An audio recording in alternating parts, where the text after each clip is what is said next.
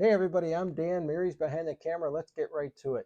In our book, Real Life Hurricane Prep, we advocate putting trailer hitches on your vehicles. And this way gives you the capability to tow something or pull something if you ever needed it. And I'm not talking just a trailer. We're talking generators. We're talking other vehicles. Maybe if you need to help somebody up a slippery slope, if you need to pull a big tree trunk or branch out from back of your house, if you're on the road and you need to pull a big downed limb out of the way so that you can get by if you're evacuating, there are countless reasons to have a trailer hitch. They don't cost a lot of money to do, and it just makes a whole lot of sense. We're going to break down how ours is set up here, and maybe you can get a couple of ideas.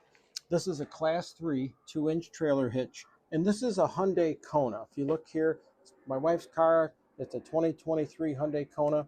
It's a small vehicle, but it can pull way more than I can, way more than my wife can, and that's what people sometimes miss. Their vehicle, however small it is, can have tremendous capability when it comes to pulling and lifting or doing whatever if you need it in an emergency situation.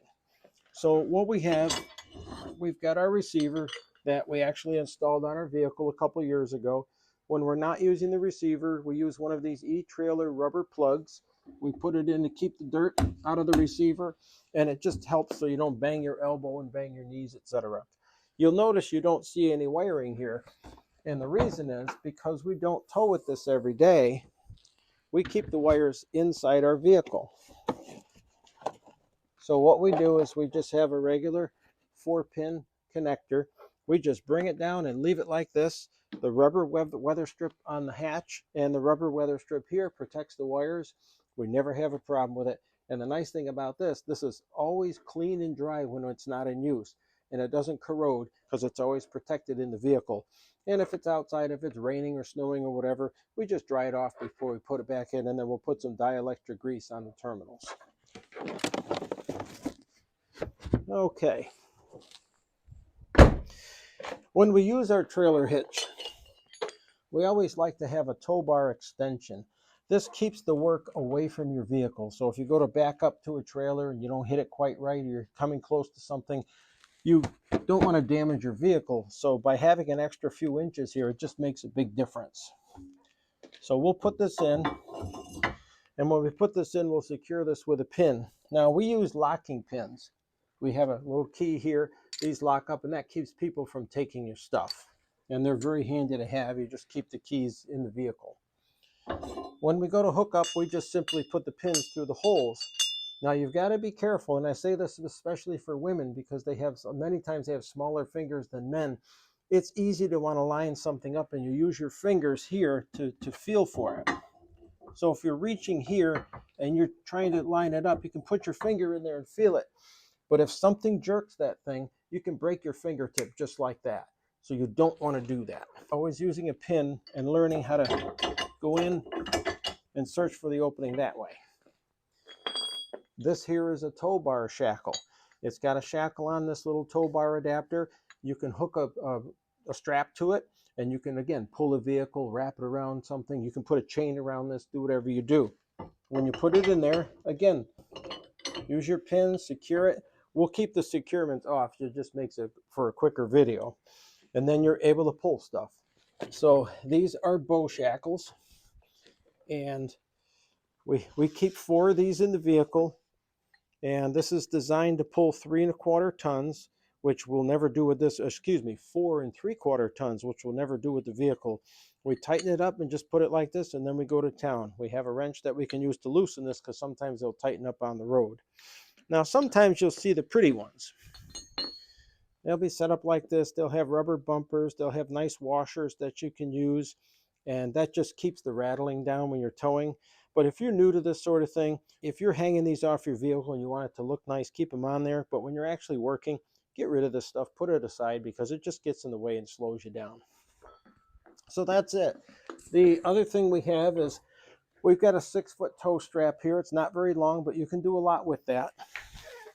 We also keep a 20-foot tow strap in the car. And this is a 2-inch strap rated for 10,000 pounds. There are ones out there that are rated over 30,000 pounds, so you get whatever you feel comfortable.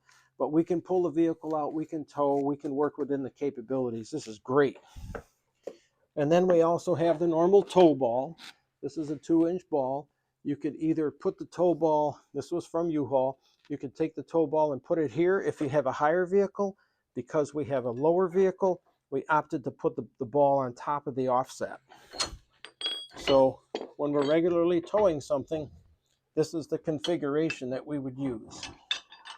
And there you go. If you're going to tow something, just put a strap around it. Well, that's all great, but boom, it can just fall off. Well, wait a minute now. You can wrap it around or do whatever.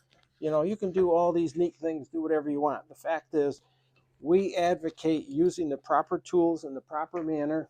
If you're going to use a strap, spend the extra dollars and pick up one of these shackles. These things are great. Those shackle adapters really work well. Now, there is one thing that you have on your vehicle that you may not even know about. If your vehicle is disabled and you're on the road, you may have seen where your vehicle is backed up to a tow truck flatbed and they put the flatbed and hook the winch to your vehicle. They hook the winch to your vehicle using one of these tow hooks. And this Hyundai actually came with a tow hook and it goes right in the trunk.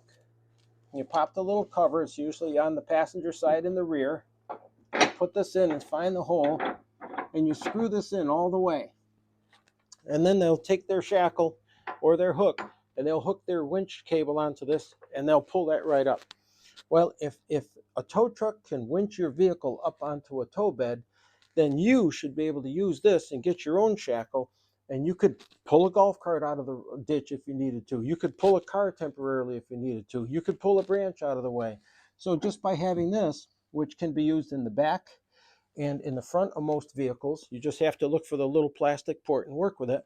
You actually can turn your vehicle into a pulling machine, and most people don't even know that. So that's it, very simple. These are the things, the very few things that we keep in each vehicle, our truck and our car and our van, and they give us the capability to help people on the road. We've used them from time to time to help people, and they're fantastic for storm cleanup. Thanks for watching. We'll see you on the next video.